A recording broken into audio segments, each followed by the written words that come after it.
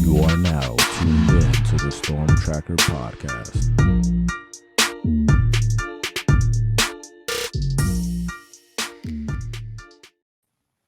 All right, welcome back to the Storm Tracker podcast. I'm Marcus Benjamin, representing for CanesCounty.com, part of the Rivals.com network. Make sure you subscribe to the website for free. Use the promo code Miami30. Also, subscribe to this podcast, the Storm Tracker podcast, on all platforms. I'm joined today by John Garcia Jr., national recruiting analyst for Rivals.com, to talk a little recruiting here on a Rivals Monday. How you doing today, John? I'm doing well, Marcus. Happy to be back on the pod with you. I know not the best of on-field times for the Canes, but as recruiting will tell us, the future is pretty bright. Yeah, I mean, a couple of losses, but it's nothing I think the Hurricanes cannot bounce back from. As we've seen with the last loss, they were able to land Carr, the outstanding talent from Georgia, right afterwards. I saw him briefly at the game, and he was definitely in good spirits. Was enjoying his visit to the U. So adding that piece to a 2024 class that's already ranked in the top 15 was critical. But now we're kind of like in the middle of football season here, and it's kind of a drive to early signing day, which is now the real signing day. Let's just be honest about that. How do you think this class kind of shapes out here? And, what are your thoughts about the class thus far? Yeah, I think it's a really strong group, just like we've seen with Mario Cristobal. The emphasis on the Tri-County area has been really evident. Obviously, the work's not done. One, you got to hold on to these great players, JoJo and Zaquan and Chance and these great local players.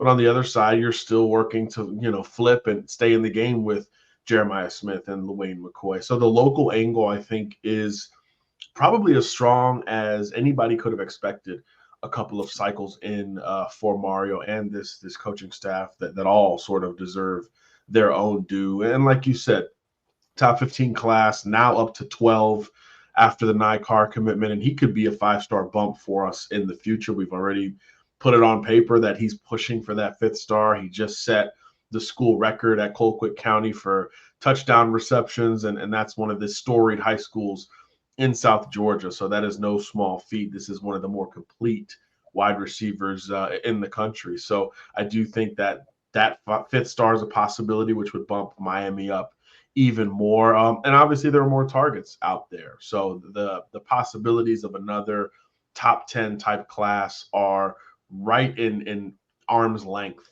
for the Canes. In fact, between spot number 12 and spot number 9 in the Rivals rankings, which is currently occupied by Alabama, only about 100-point difference between those 4 schools. And for those of you who don't understand the Rivals formula, that is not a lot. That's one blue chipper away from any of those schools moving up or down in the coming weeks. So Miami can fall forward and end up in the top 10 without a whole lot of splash going forward. So I think that's exactly where you want to be, because there's just so many, I guess, open spots in the top 10. Certain schools are going to occupy them, right? Georgia, Ohio State, Alabama, Texas A&M. There are certain schools that are just basically reserved in that top 10. So in reality, there's only a few spots up for grabs that fluctuate year in, year out. So for Miami to be in striking distance for one of those, I think is, again, close to ideal status. And then you look at the class itself. Like we said, heavy South Florida emphasis, a lot of success there. And that coincides with skill positions. I think the skill group for Miami is both quality and quantity already at this point. So you're looking for a little bit more depth in the trenches and front 7 on the defensive side of the ball. So I think that's where you see a little bit more emphasis going forward from the U. But 23 commits right now. I don't know if more than 1 or 2 are seriously entertaining other schools. So the opportunity to hold on to the bulk of the group is basically already set in stone, which I think is obviously another great sign for the belief and the buy-in that this group has with Mario and the U going forward. There's not going to be a whole lot of defections, in my opinion, almost no matter what happens on the field, which is a good reminder for this fan base that it doesn't matter as much as we think it does, because these kids are bought into a 3, 4, 5 year plan in some cases. Yeah, the kids are definitely buying into the culture, and the South Florida contingency is definitely something that's strong with this class and could grow. And quarterback play is a concern right now on the field a little bit, or when I, see the messages on my message board on canescounty.com with Tyler Van Dyke. And some are also concerned about the quarterback's position when it comes to recruiting as well. So Judd Anderson is their current quarterback committed to this 2024 class. First, your opinions on him as a quarterback and just how much potential you think he has on the college level, and do you think Miami should add another QB, and is there another QB out there that Miami could potentially add to this 2024 class? Yeah, I'll start with, at the time Miami took Judd Anderson's commitment, I was pretty skeptical. We had seen Judd in person a good bit. Look, massive kid, 6'6", maybe 6'7", huge arm. And you could tell physically he was still very much on the front end of his development. So, the mechanics aren't the best, a bit of a labor to get to that release point. But I guess it feels like a year since he committed.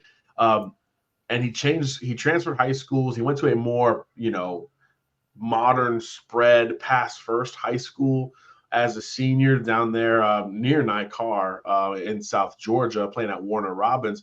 And we're seeing him spin it that much more. So I think the senior change for Judd Anderson has been positive. I don't think he'll stay a 5.5 on Rivals. Not saying he's going to get that Nicar bump, but he looks more comfortable. He looks more productive. And we're getting to see him step into throws and kind of utilize what he looks like. I mean, he's 6'7", 200 plus pounds. So you expect a strong arm and consistent accuracy, especially intermediate to deep. And now we're getting more of that as a senior. And I think that's really important, because you want to see every position take steps every single year, but especially quarterback. The processing, the flow, just kind of the comfort should be very apparent when you're, in Judd's case, a 3 or 4 year starter. So stepping into these throws should look much more comfortable and efficient. And I think we get more of that from him going forward as the rest of his senior season unfolds. So my opinion of him is higher than it was back when he committed, which is a shout out to Shannon Dawson and that evaluation. That said, look, it's a numbers game at quarterback. You know this, Marcus. Every college football program is dealing with the combination of, we need to get dudes in recruiting, and then we need to keep our guys, and then what about the portal? I mean, that's everybody's thinking, whether you're a college football playoff contender or a first-year coaching staff just trying to get a couple wins under your belt. Everybody's sort of in that same boat from a numbers perspective. And look, if Tyler Van Dyke is gone beyond this season, Miami's left with 2 scholarship quarterbacks, 3 when you bring in Anderson. That's not enough. I think that's very clear, whether it's the portal, and obviously, you could lose a quarterback that's already on the roster as well. That is very normal for, again, just about every single program.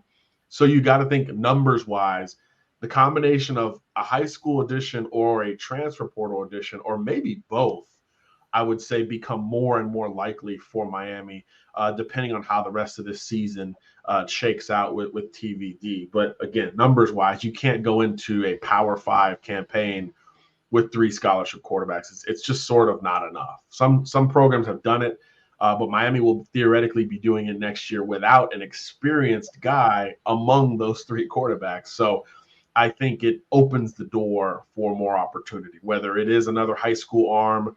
I mean, look, Cedric Bailey is right down the road at Chaminade Madonna. We all know about his history. I mean, he's lost like 5 games in his life. So that alone, I think, would be intriguing. And he's another guy just about as tall as Judd Anderson, ironically enough.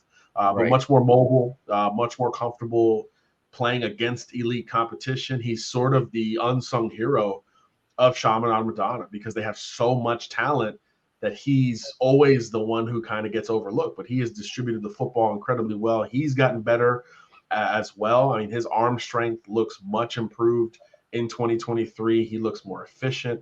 And again, that processing looks a lot easier for him. But, committed to NC State and has been for some time.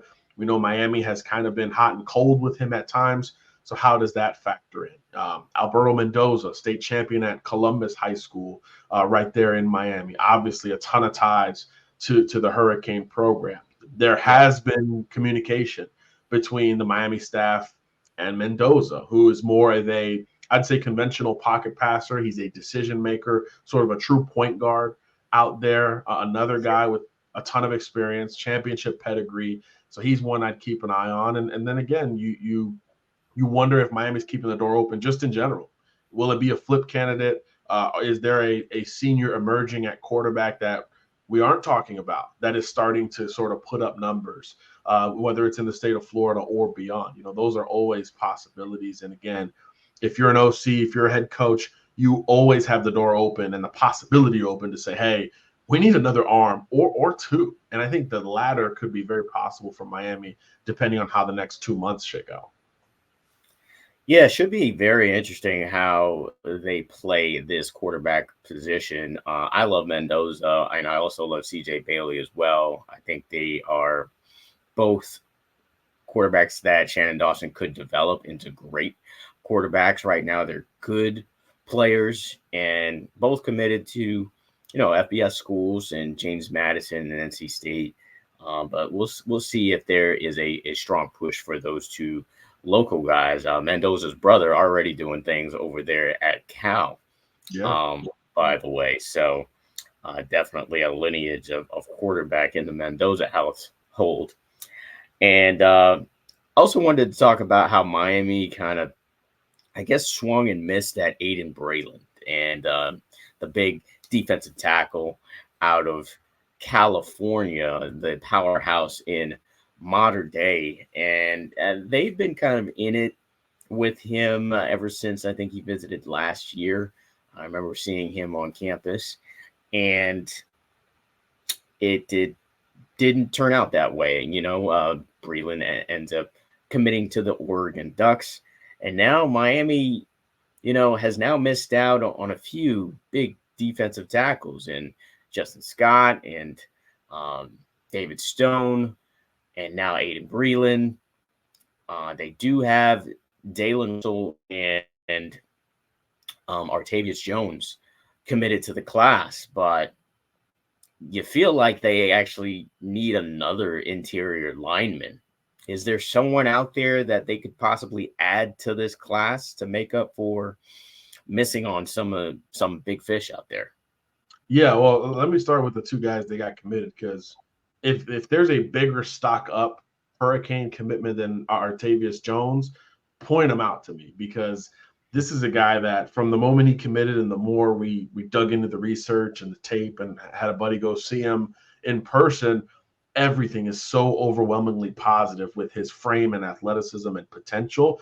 He could be a bell cow of this class when we look back at it 2-3 years down the road. Obviously, depth is important, and I like that you included Dalen Russell as maybe an interior guy, because last year he was more of an edge at Columbus, but now he's like 280 plus, and he is wrecking shop on the inside. I got to get you some video from the game I shot from Columbus Northwestern. He was everywhere, multiple sacks. I think he had a forced fumble as well.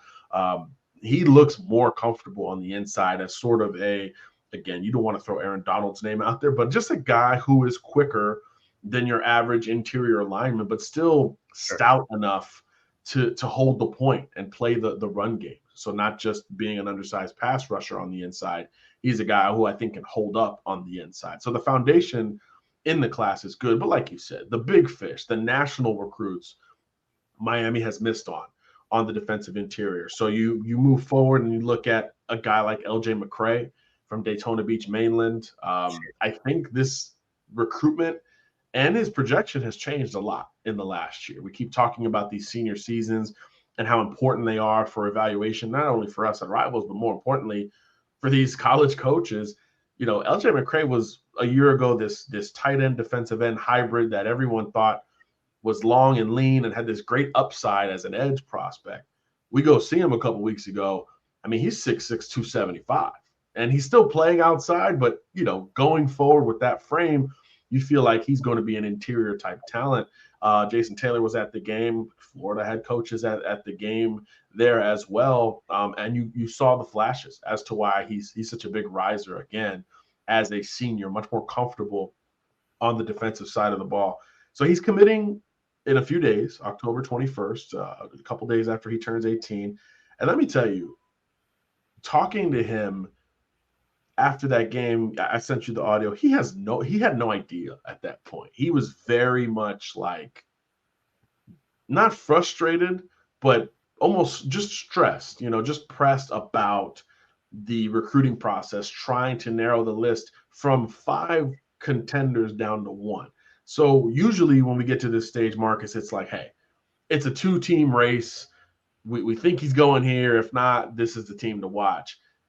But from McCray himself, like, there is no clear indication. Now, you start zooming out a little bit and using your contacts in the SEC and the ACC, and you say, okay, Florida appears to be the coaching staff that's most confident, but Georgia really wants him. They missed on Aydin Breland as well. Miami really wants him, obviously also missed on Breland. And then Florida State got the last official visit.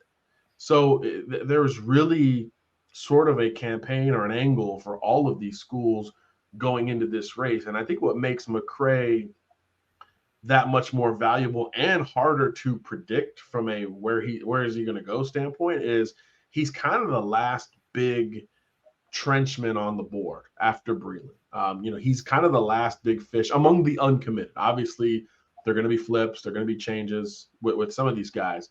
But in terms of the uncommitted guys, he's kind of the last true blue chipper, Saturday, maybe Sunday guy that we are evaluating at this point. So yeah, the opportunity to finish strong at a position of need for everyone at every level could change where he's at.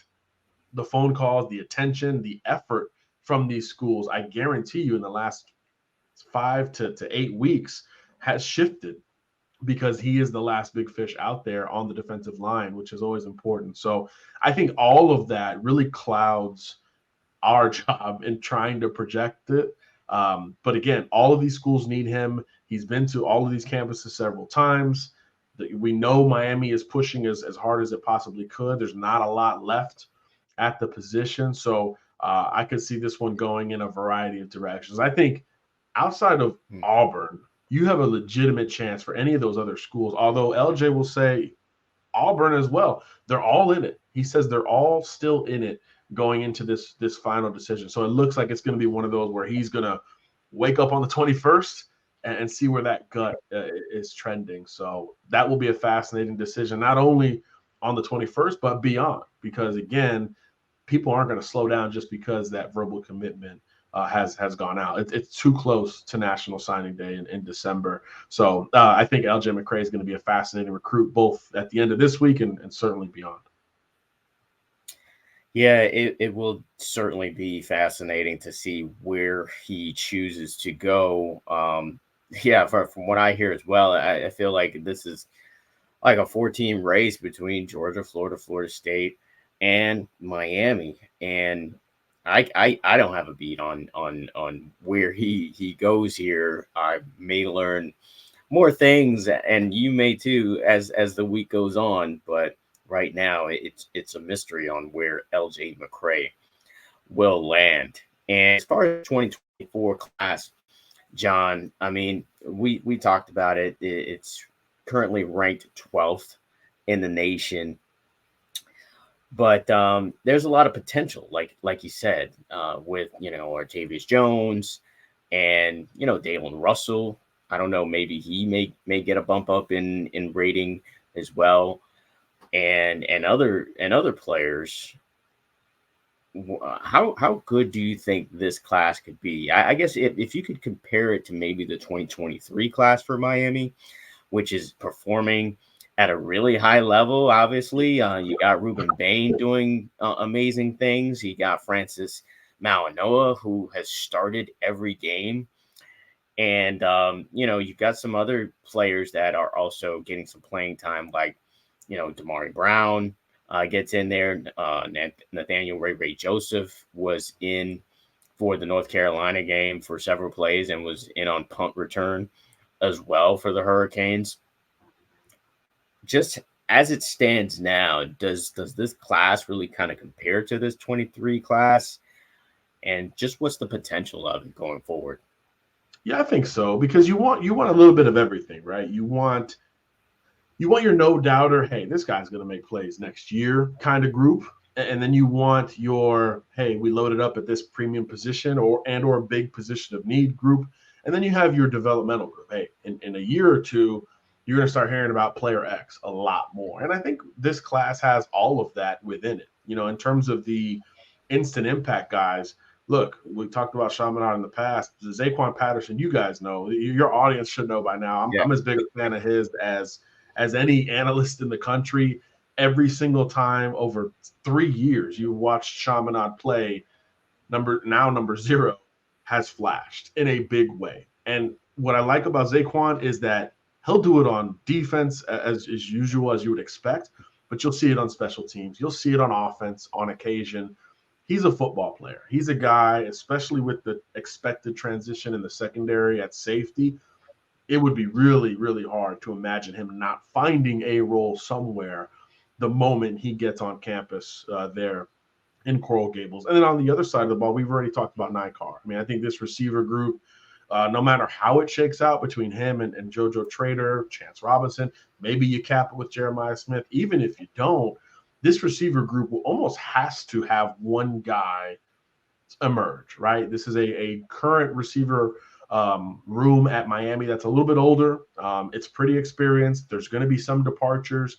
So there's going to be an opportunity, we think, for a guy, maybe two guys, to step right in. And usually that comes with one of two paths. Either it's just a freak athlete, which would be the JoJo Trader route, or it's a really polished freshman that's just ready to go. And that's what I think Nikar is going to be at 6 foot 180. Kind of Stephon Diggs kind of vibes from him. Not the biggest, not the fastest, but when you put it all together, extremely physical, a great route runner. I cannot emphasize that enough. Route running has become one of the most important traits to evaluate the receiver position because everybody's spreading it out. Everybody's playing zone, and if you're a freshman, you're not going to face that coverage leaning towards you. It'll be opposite. So at least early in the season, that's a guy who's going to be able to take advantage of matchups if he continues this trajectory of just being so darn polished. So I could see him being a true instant impact performer if we get what we expect at the wide receiver position. And then otherwise, I think you've got some flash players. I love the pass rushing combination of Marquise Lightfoot and Elias Rudolph. I think one of those two, probably Lightfoot, will be ready to go next year, and the other is more developmental. But man, when Elias Rudolph clicks and when that is figured out, this could be an all ACC type of performer. So again, premium positions, flash players, and depth. I think Miami's got this throughout this class of 2024. And like you said, that's what we saw with that 23 group, a couple of guys who are in there every game. And then as the season goes on, we see a little bit more. But there's just a lot to like in this class. I think Elijah Lofton, the tight end, is kind of undervalued in this class. I just think the pass catcher group as a whole could have one or two guys that really have to step up just because of the circumstances. So I think that's going to be the group to watch. And then obviously, again, Zaquan Patterson, just in terms of what he brings to the table, I just feel like that's a position where he's going to find a way to make plays on Saturdays from game one and beyond. Yeah, I agree. And I believe James Williams and Cameron Kitchens will likely go to the NFL. So it's going to give Zaquan Patterson an opportunity to play as much as he can right away. But on the subject of pass catchers, I'd be remiss if I didn't ask you about the biggest fish of them all, which is Jeremiah Smith out of Chaminade Madonna, the 5-star freak. Miami is, still pursuing him. He was at the Georgia Tech game. I want to say, unfortunately for Hurricane fans, he was at that game. He was there, yes. Yeah, it wasn't their best game. Let's just say that. Don't want to bring up any nightmares for any Hurricanes fans about that one, but he was at the game recently or on a game day visit recently. He still seems pretty solid with Ohio State at this point. I know Florida State is also pushing as well, but the fans want to know, John, does Miami have a shot at JJ? A shot, yes. I think again, he's told us straight up, if I don't go to Ohio State, I'm staying in Florida. So that path to victory is there. You just have to sort of survive the Ohio State part of it. And look, he's been very upfront. It's all about Brian Hartline. If he's there, if the roles are similar, he's probably going to stick with Ohio State. But as Hartline has been elevated now to co-OC there at OSU with obvious, recruiting footprint as good as anyone's at one position, maybe ever, schools are going to come calling. So the next month or so is going to be fascinating for Brian Hartline, especially if Ohio State remains undefeated, in position for the playoff. Like it seems like it is almost inevitable at this point. So, is what makes him move? Could it be the league? Brian Hartline was an NFL player for quite some time, including with the Dolphins. Could it be, another college job, a head job, maybe at the FBS level? There's going to be transition beginning here in the next few weeks with some teams that start to let go of coaches, and Brian Hartline, for, I would say, the group outside of the true blue bloods, all of those schools, I think, should consider a guy like that. And as that news starts to become clear, the Jeremiah Smith stuff, which is already kind of crazy, will get more crazy. So yeah, Miami has a chance, and that Ohio State element is first, and then you have to expand and say, okay, Miami, Florida, Florida State, everybody's got their angle. It feels a bit like the LJ McCray deal, right? Like FSU is like, hey, we're the best team in the state right now. We're throwing it the best right now. This is the right now school. Florida is more, hey, help bring us back. Miami's more, you know the path we have to come back, and we'll do it with you and your guys on top of it. So Miami's the local angle is not just geographical here; it's personal. We know about his teammates that are headed to Coral Gables, but it's beyond that. The whole Miami Gardens Ravens thing, that movement. Kevin Beard has really almost individually kept Miami in this race from a coaching perspective, because before he was on board, if you remember the Jeremiah Smith flip conversation, it was like USC, Georgia, it was all over the place. And then once Beard got on board, it became more, hey, I'm sticking with these guys, or I'm going to stay in the state of Florida. It almost simultaneous with that hire and with the effort that KB has put in with Jeremiah from the very beginning. So I think that is all not to be discounted. We know about the Shannon Dawson connection to Geno Smith, his cousin. So all of those personal connections are Miami by a lot, right? So I think it comes down to all of that. And obviously with his talent, and he's as confident as it gets with that talent, as you can see on any of these clips, he knows he would be the guy. We just talked about it with the other recruits. If there's a position or two that Miami should expect a freshman impact, almost regardless of who signs, it's the pass catchers and it's the secondary. So obviously Jeremiah Smith, I mean, how could he not be a freshman starter? I mean, it's crazy to say that. We don't say that about many guys, but he has that type of juice. Again, size, polish. He has every single element you look for at the receiver position, and that's why until he signs, Miami will have a chance. But it is tied, and it does begin with Ohio State and Brian Hartline. So I don't want to make it seem like, hey, this is 50-50, because it's not. But as we get closer to the silly season and the coaching carousel, that conversation is going to ramp up more, and that's going to give Miami more confidence by default, and then the ball is in their court after that. Absolutely. I mean, every time I speak to JJ. It's to me, it's about his connection with KB, and can they put me in the league? Like those are like the angles that Miami has to kind of push on in order for him to be in orange and green instead of that, silver and scarlet or whatever Ohio State wears. But we'll continue to track this, obviously, until he puts pen to paper. That's probably the most interesting story, besides, of course, LJ McCray coming up this week. John Garcia, kind enough to join me this week. This is a big week for my guy, John. It could be adding another life to this world. So congrats on that. And thank you again for joining me on this podcast, the Storm Tracker podcast, sir. Thanks for having me, Marcus. Appreciate you. No problem. Once again, make sure you subscribe to CanesCounty.com. Use the promo code Miami30. Also subscribe to this podcast, the Storm Tracker podcast, on all platforms. Also subscribe to this YouTube channel, live from Canes County.